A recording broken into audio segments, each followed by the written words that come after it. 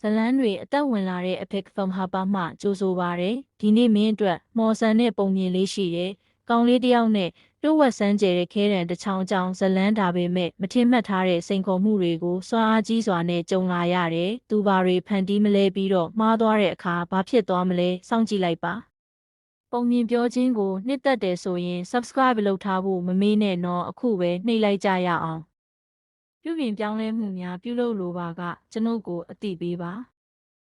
ကောင်လေးနှင့်မော်ခဲရန်စိမ့်လန်းသောတောင်ကုန်းများကြားတွင်တည်ရှိသောရွာငယ်လေးတွင်လီယိုမီရှိကောင်လေးတစ်ယောက်နေထိုင်ခဲ့သည်သူကပုံဆွဲရတာဝါသနာပါပေမဲ့သူ့မိသားစုကစင်းရဲတော့စုပ်ပြက်နေတဲ့ခဲရန်တစ်ချောင်းပဲတက်နိုင်ခဲ့တယ်ဒါတောင်မှလျူဟာပကြီးဆရာတစ်ယောက်ဖြစ်ဖို့စိတ်ကူးရင်ပြီးရှာတွေ့နိုင်သမျှစာရွက်အပိုင်းအစတွေကိုပုံကျန်းဆွဲခဲ့တယ်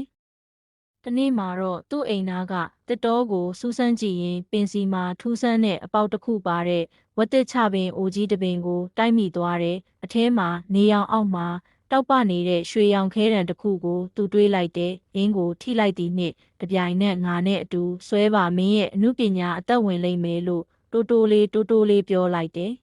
စိတ်လှုပ်ရှားနေတော့လဲတန်တရားစိတ်ဖြင့်လီယိုသည်အိမ်ပြန်လာပြီးခဲရန်ကိုစမ်းသက်သည်သူသည်ငှက်ငယ်လေးတစ်ကောင်ကိုဆွဲယူလိုက်ပြီးသူ၏အံ့အားသင့်မှုကြောင့်ပကြီးကားသည်စာရွက်ပေါ်မှတစ်ဖြက်ဖြက်ခတ်ကာအော်ဟစ်ကာသူ့အခန်းကိုပြန်တန်းသွားခဲ့သည်ခဲရန်၏စွမ်းအားကိုသိမြင်လာသောအခါလီယိုသည်သူ့မိသားစုပိုက်ဆာသောအခါပေါင်မုံတစ်ပေါင်သူ့ညီမငယ်အတွက်အနှွေးထည်အင်ဂျီနှင့်သူ့မိခင်ဥယျာဉ်အတွက်ပန်းပင်များကိုပင်ဖန်တီးခဲ့သည်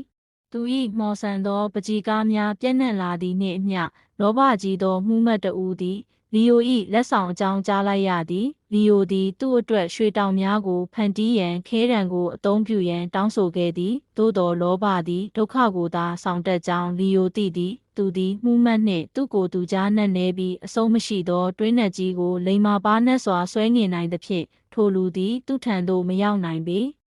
ထို့သောစွမ်းအားသည်အန္တရာယ်ရှိသည်ကိုနားလည်သောကြောင့်လျော်သည်ခဲတံကိုအကောင်းအတွက်သာအသုံးပြုရန်ဆုံးဖြတ်ခဲ့သည်သူသည်သူ၏အမှုပညာဖြင့်သူတို့၏အိမ်မက်များကိုအသက်ဝင်စေခြင်းဖြင့်လူများကိုကူညီကာကဘာနှံ့ခီးထွက်ခဲ့သည်ဒါပေမဲ့တနေ့မှာတော့ခဲတံရဲ့ရွှေရောင်တောက်မှိန်လာတဲ့တီးတိုးအတန်ကပြန်လာပြီးမော်ပညာစစ်ကငါမှမရှိဘူးမင်းရဲ့နှလုံးသားနဲ့လက်ထဲမှာရှိတယ်လို့ပြောလိုက်တယ်လိုသည်အလှဖန်တီးရန်မော်ပညာမလိုအပ်ကြောင်းနားလေကပြုံးကာသူ့ရည်ချင်းနှင့်ကျင်နာမှုလုံလောက်သည်ထိုနေ့မှစပြီးသူသည်သူ၏မယုံနိုင်လောက်เสียပကြီးကားများဖြင့်အခြားသူများကိုလှုံ့ဆော်ပေးကာစိတ်ကူးညံနှင့်စ조사အားထုတ်မှုသည်ကဘာကိုမှော်ဆန်စေနိုင်ကြောင်းသက်သေပြခဲ့သည်ပြီးပါပြီ